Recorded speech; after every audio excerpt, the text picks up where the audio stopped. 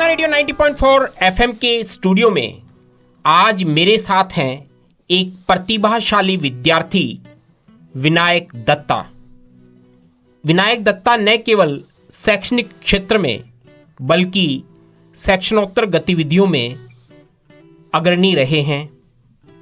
वर्तमान में आप government medical college Faridkot Punjab में एमबीबीएस प्रथम वर्ष के विद्यार्थी हैं।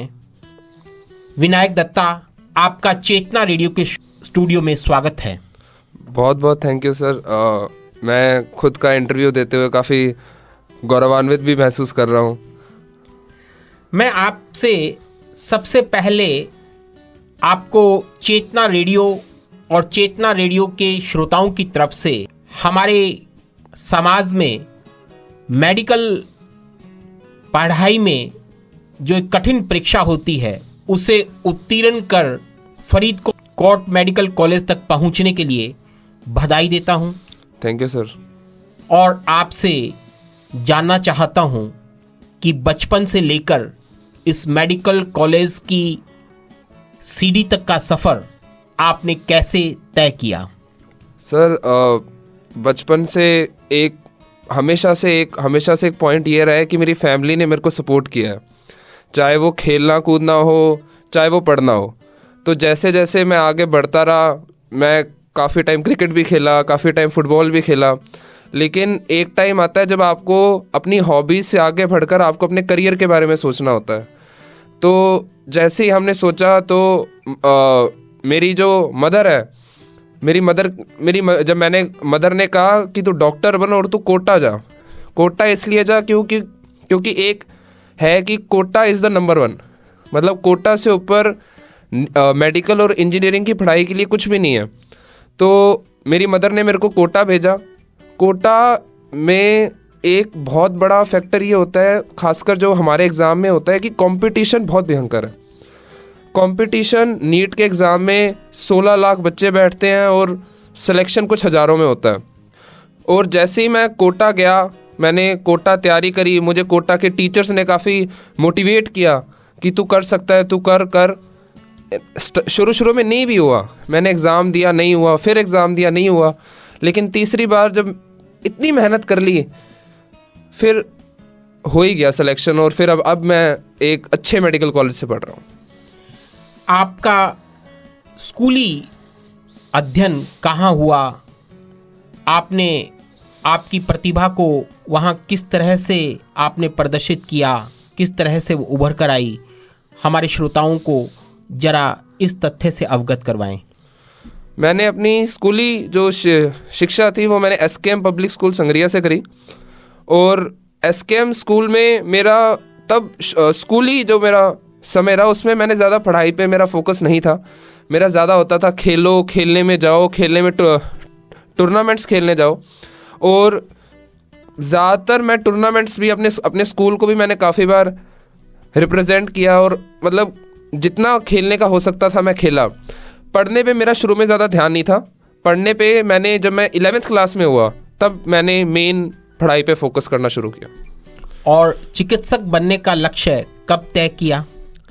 चिकित्सक बनने का लक्ष्य मेरा ये था कि मेरा सपना एनडीए में जाने का था, आर्मी में जाने का था। लेकिन फिर मदर ने मना कर दिया कि तू आर्मी में नहीं जा, तू डॉक्टर बन जा। तो फिर एक मुझे ये भी था कि मेरी साइंस स्ट्रॉन्ग थी, बायो मेरी बहुत अच्छी थी। तो मैंने कहा शायद मेरे लिए सबसे बढ़िया लाइन डॉक्टर ही रहेगी, मेडिकल ही रहेगी। और आप चिकित्सा क्षेत्र में चले गए, चिकित्सा क्षेत्र के लिए विद्यार्थी बन गए, जो भविष्य में मानव सेवा में अपना जीवन को समर्पित करने का लक्ष्य आपने तय कर लिया। विनायक, मैंने आपको क्रिकेट एकेडमी में, ब्लू बेल्स क्रिकेट एकेडमी में एक बहुत प्रतिभावान खिलाड़ी के रूप में देखा है। आप अपने उस खिलाड़ी के जीवन को कैसे याद करते हैं? वो तो शायद सबसे अच्छा टाइम था मेरा।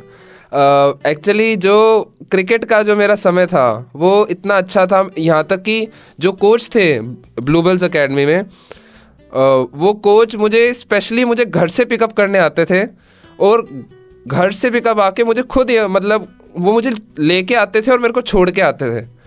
और मैं उन कोच का मुझे भाम्बू सर थे, मेरे को आज भी याद है।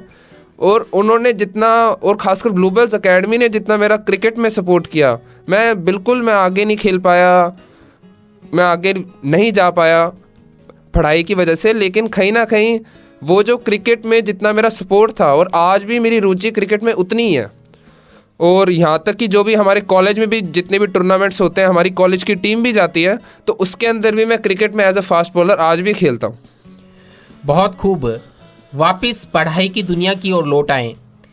आप निश्चित तौर पर मेडिकल प्रवेश परीक्षा एक बहुत कठिन प्रवेश परीक्षा है, और कोटा के वातावरण में जिस तरह का दबाव विद्यार्थियों पर रहता है, वह भी निश्चित तौर पर उसको सहन करना एक बड़ी चुनौती है। आपके इस 3 साल की मेडिकल प्रवेश परीक्षा की तैयारी में बहुत से उतार चढ़ाव आए होंगे।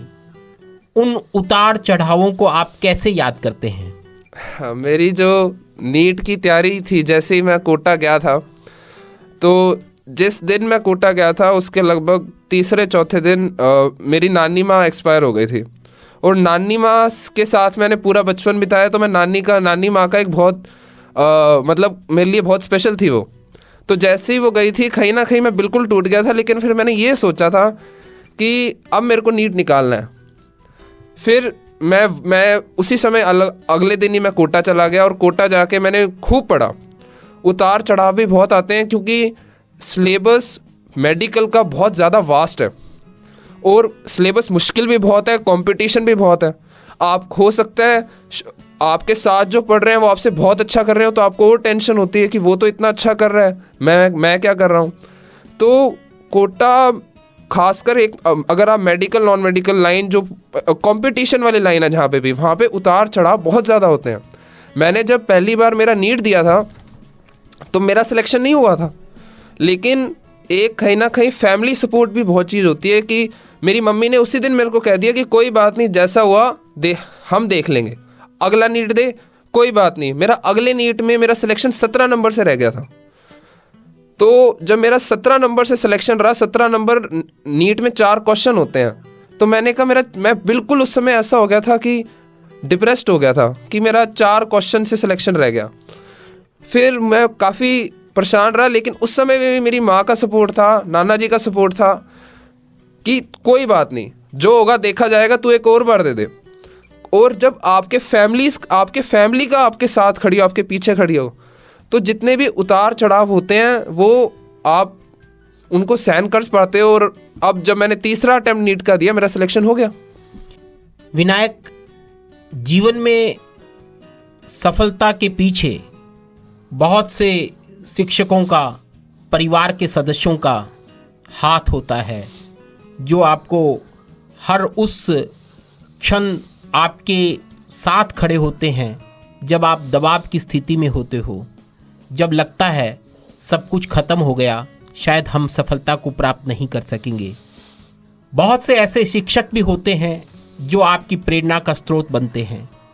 आप अपने अब तक के इस सफ़र में उन परिवार के सदस्यों, आप अपनी माँ को याद कर रहे हैं, आप अपने नाना जी को याद कर रहे हैं, नानी जी को याद कर रहे हैं, उसके अलावा किन्हें याद करना चाहेंगे, आपकी सफलता का सहभागी मानेंगे?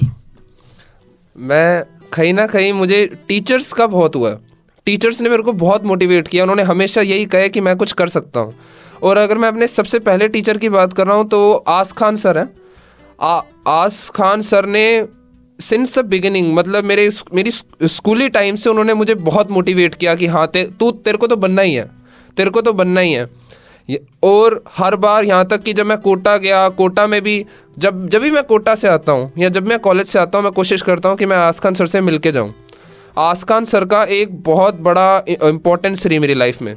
साथ साथ मेरी इम्पोर्टेंस मेरी मासियों की भी रही।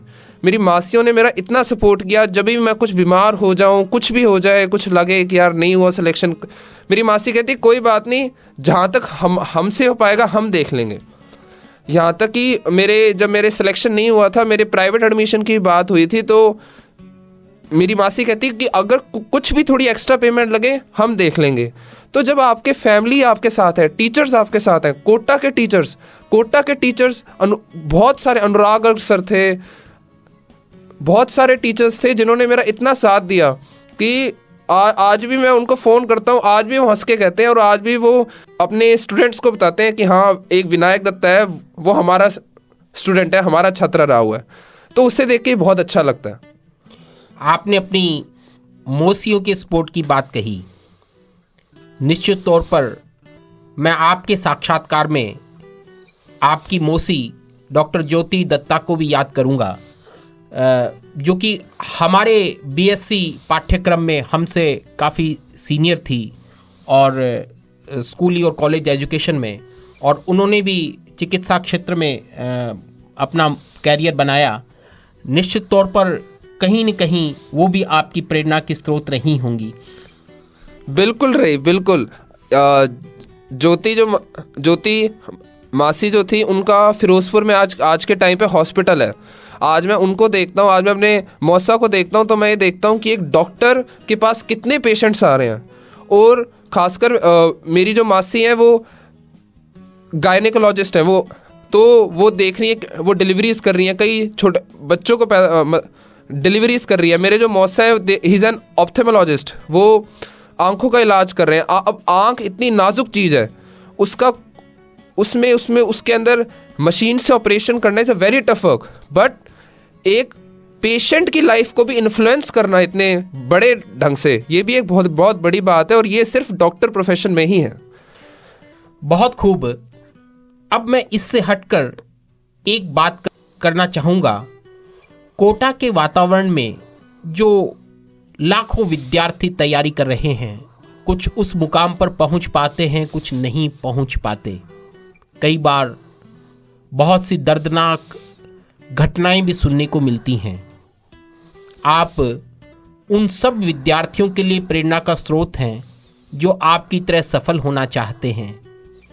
आप इन दुर्घटनाओं के कारणों को किस रूप में रेखांकित करते हैं, और उन विद्यार्थियों को जो आपके रास्ते का अनुकरण कर रहे हैं क्या संदेश देना चाहेंगे?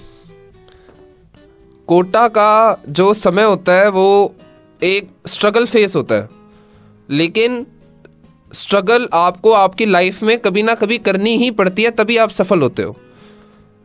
कोटा में मेहनत है, पढ़ाई है, टफ है, तो ये मेरे ख्याल से कोटा में अगर कोई विद्यार्थी जा रहा है तो वो उस विद्यार्थी की खुशकिस्मती है कि वो जा रहा है। बहुत सारे बच्चे हैं जो काबिलियत रखते हैं, लेकिन उनको वो माहौल, उनको वो पढ़ाई नहीं मिल पाती। आप तो खुशकिस्मत हो। हाँ, कई बार सिलेक्शन नहीं होता है या कई बार हो जाता है, तो अगर आपका सिलेक्शन नहीं भी हुआ, आप पढ़े हो, आपको पता है, आपने मेहनत करी है। पढ़ाई और मेहनत ऐसी चीज़ है जो आपके हमेशा काम आएगी। मेरे एक दो सीनियर्स हैं, उनका सिलेक्शन नहीं हुआ, लेकिन आज मैं देखता हूँ वो सोशल मीडिया पे डालते हैं कि उन्होंने अपने कॉलेज टॉप किया, यूनिवर्सिटी तक टॉप कर रहे हैं। वो क्यों टॉप किए? क्योंकि उन्होंने कोटा में इतनी मेहनत करी, इतनी डिटेल पढ़ी, उनको पढ़ाई और मेहनत की आदत लग गई। हो सकता है आप डॉक्टर इंजीनियर ना बन जाओ, हो सकता है उससे भी बड़ी चीज़ बन जाओ। लाइफ तो बहुत बड़ी है। ये अपना लाइफ के साथ अपनी लाइफ को ख़त्म कर देना, this is not an solution. मेहनत करो, आप 100% सफल होगे। विनायक, एक सवाल मैं विशेष तौर से आपसे इसलिए पूछ रहा हूँ क्योंकि अक्सर कुछ मनोवैज्ञानिक विशेषज्ञ, कुछ शिक्षा से जुड़े हुए विद्वान यह बात कहते हैं, और खिलाड़ी तो इस बात को कहा ही करते हैं कि खेल मैदान का दबाव हमें जीवन में आने वाले दबावों से मुक्त होने का तरीका बताता है, हमें मानसिक रूप से मजबूत करता है। हमने जिस संघर्ष की बात कही, जिसमें मेडिकल प्रवेश परीक्षा या जीवन के और कठिन संघर्ष हैं, आपने ये क्या अनुभव किया कि क्या यह सत्य है कि ग्राउंड में जो दबाव खिलाड़ी झेलना सीखता है, वो जीवन में, चाहे वह मेडिकल प्रवेश परीक्षा हो, चाहे जीवन के अन्य मुकाम हो, उनमें दबाव सहने की क्षमता को विकसित करता है? बिल्कुल सर। खासकर ग्राउंड में या जो भी आपका जो संघर्ष होता है, तो ग्राउंड में कुछ भी हो सकता है आप बिल्कुल हार रहे हो और एकदम से कुछ ऐसा हो जाए, मिरेकल टाइप हो जाए और आप जीत जाओ, तो एक उम्मीद भी होती है। और खासकर जैसे मैं नीट की भी तैयारी कर रहा था, मेरा नीट क्लियर हुआ है, तो अभी भी मेरे एग्ज़ाम्स आएंगे। अभी भी MBBS में पढ़ाई ख़त्म नहीं होती है, MBBS में भी पढ़ाई बहुत सारी है, तो उसमें मेरे को ये होता है कि मैंने नीट का एग्ज़ाम निकाल दिया, मेरी नीट में रैंक आ गई, मैं ये भी निकाल दूंगा। एक कॉन्फिडेंस आता है। आप खेलने जाते हो, खेलते वक्त भी ऐसा होता है कि अगर आपने कुछ अच्छा करा तो आपको वो याद आता है कि हाँ यार, मैंने तब भी करा, मैं अब भी कर सकता हूँ। संघर्ष अगर आपने पढ़ाई में, खेल में, कहीं पे भी करा है, वो आपको एक जीवन में भी एक आपको सेल्फ कॉन्फिडेंस देगा कि हाँ मैं निकाल दूंगा यार। अपने क्षेत्र की तरफ लौट चलें। आप संगरिया में पले बड़े हैं, आपने कोटा के शैक्षणिक वातावरण को देखा है। क्षेत्र के विकास के हिसाब से आप संगरिया के बारे में क्या सोचते हैं? आपके साथी विद्यार्थियों के लिए क्या संदेश देना चाहते हैं? संगरिया एक हमेशा से शिक्षा नगरी रही है, और मैं हमेशा कहता हूँ कि जो एजुकेशनल इंफ्रास्ट्रक्चर संगरिया में है, संगरिया एक मंडी है, लेकिन उस एक मंडी में भी इतना अच्छा एजुकेशनल इंफ्रास्ट्रक्चर संगरिया में मौजूद है। और अगर इस इंफ्रास्ट्रक्चर को संगरिया के विकास के हित में देखें तो इसे बहुत ज़्यादा एक्सपेंड किया जा सकता है, बढ़ाया जा सकता है। और मैं संगरिया को, जब आप विकसित होने की बात करते हैं, मैं संगरिया को एक शैक्षणिक क्षेत्र के हिसाब से विकसित होता देखना चाहता हूँ कि एजुकेशनल लेवल पे संगरिया बढ़ाओ। बहुत खूब। एक अंतिम सवाल के रूप में, यद्यपि वह भविष्य की गर्त में छिपा है, आप जैसे जैसे MBBS की पढ़ाई में आगे जाएंगे, नए नए रास्तों को देखेंगे, आपका मन भी रोज हो सकता है परिवर्तित हो, लेकिन आज जब आप MBBS प्रथम वर्ष के विद्यार्थी हैं, किस विशिष्ट क्षेत्र में आप चिकित्सा क्षेत्र के विशेषज्ञ बनना चाहते हैं? मैं एक मेडिसिन जो ब्रांच है, मैं मेडिसिन में जाना चाहता हूँ। मेडिसिन ब्रांच काफ़ी मुश्किल है, सब कहते हैं मुश्किल है, बहुत टफ ब्रांच है, पढ़ाई बहुत मुश्किल है, लेकिन एक MD मेडिसिन होना, अपने नाम के आगे लगना, ये एक बहुत बड़ी बात है। और हर बच्चे का सपना होता है कि हमारे नाम के आगे MD मेडिसिन लगे। आपकी इस अभिलाषा को यथार्थ रूप मिले, आपको जीवन में सफलता मिले, चेतना रेडियो और उसके श्रोताओं की तरफ से मैं आपको ये शुभकामनाएं प्रेषित करता हूं और आपका आभार व्यक्त करता हूं कि आज आपने चेतना रेडियो के स्टूडियो में समय निकाला। आपकी चेतना रेडियो के माध्यम से प्रसारित होने वाली यह बातचीत हमारे आने वाले विद्यार्थियों के लिए प्रेरणा का स्रोत बनेगी। आपका पुनः धन्यवाद। धन्यवाद सर। भागती दौड़ती दुनिया में आपके मूड को बनाए लाइट। 90.4 FM चेतना रेडियो संगरिया।